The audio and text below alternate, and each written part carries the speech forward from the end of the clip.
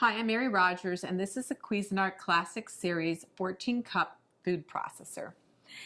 It's a very generous size, so you'll have plenty of room to be doing all your family entertaining, but it's still a nice small footprint, so you can use it for every day too.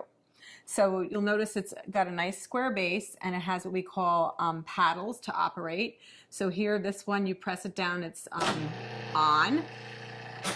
This one is off. And if you press and hold this one down intermittently, it would be for pulsing. So, has a nice smooth finish. It's stainless steel on the outside. Has a lid that you remove by twisting and just pulling it off. It's really simple and easy to operate. This is your feed tube.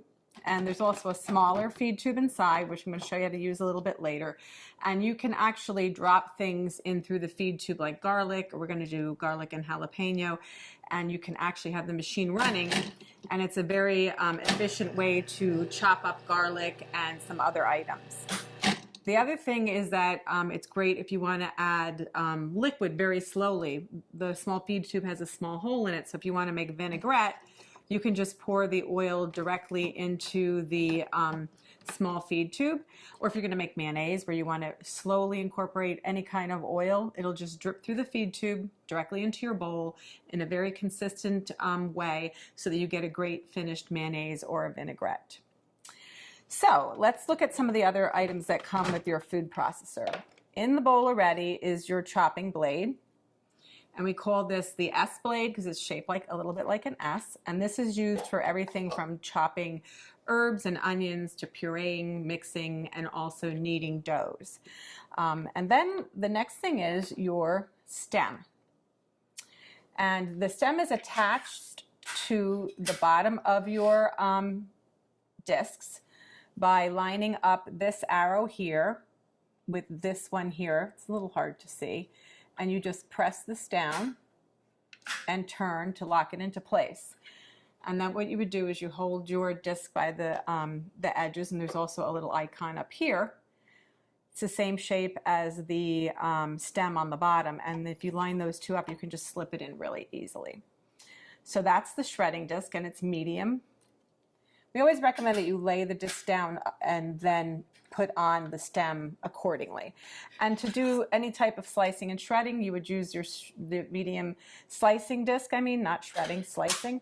And you do the same thing. You line the little arrows up. You press and turn to lock it into place. Always hold it by the edges. And once again, if you line the stem up, I'm not doing it very good, but this is the way it goes.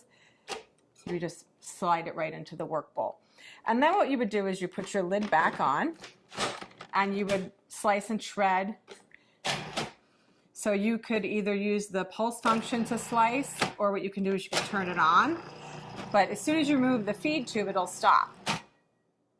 So that you would then add more ingredients, and we can do batch processing. So you would add, let's say, potatoes, slice, and then continue on. And then we're going to turn it off. So what we're going to do today, that's all of the parts that come with your food processor. And also you get a little spatula we help you with. What we're going to do now is we're going to put in the chopping blade. I'm going to show you how to make a guacamole very quickly and easily. So just put that in. And the first thing we're going to do is we're going to add our cilantro. I'm going to add most of it, not all of it. And you're going to see how efficient this machine is at chopping up ingredients. So very quickly and easily. So I modified this recipe a little bit in comparison to how it's written in our instruction manual. Next, we're going to add our tomatoes, which were seeded, and the pulp the interior was taken out, the seeds. And we're going to pulse that until it's finely chopped.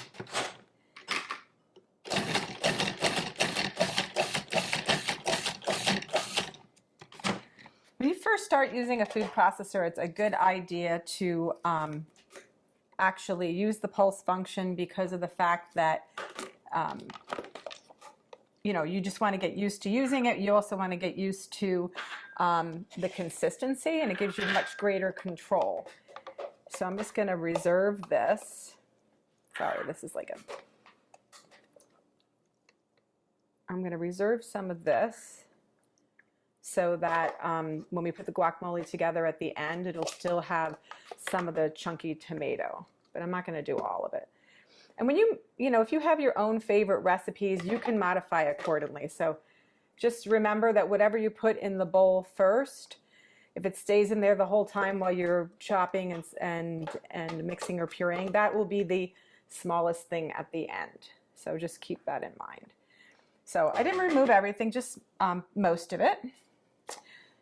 So the next thing what we're going to do is, with the machine on and running, we're going to drop in the garlic and the jalapeno through the feed tube.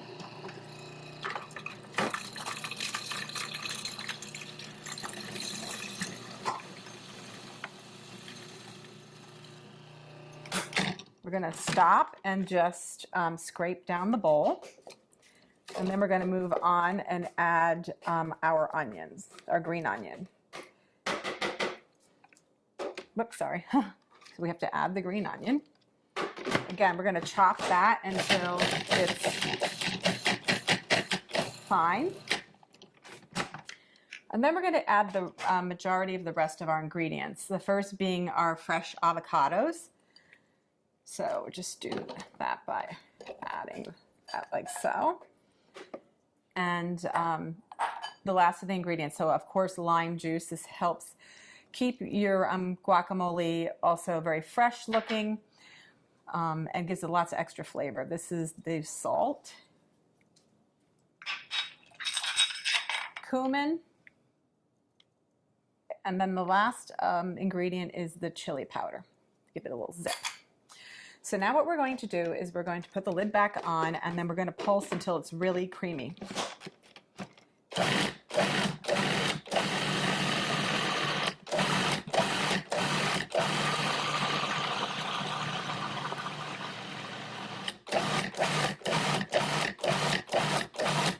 Okay, and then what we're going to do is I'm just going to scrape it down one last time, and then I'm also going to add, because it still needs to be processed a little bit more.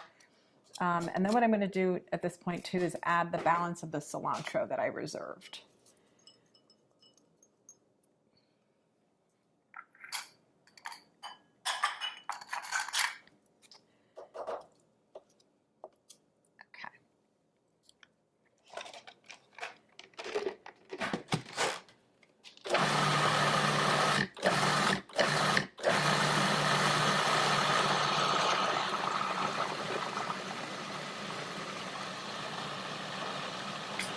Okay, that looks like it's mixed really well because it's very creamy. I'll show you.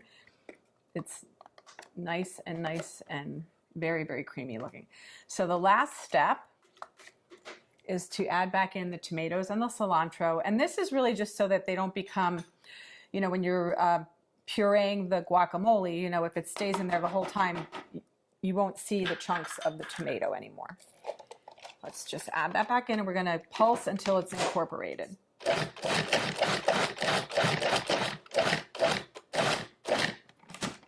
So that's that. So now what we're going to do is I'm just going to add this to our decorative bowl for serving. And you know, you could also put a beautiful lime wedge on top. The other thing that you can do is add maybe a couple extra little pieces of tomato. Oh, I'm going to show you a little trick also.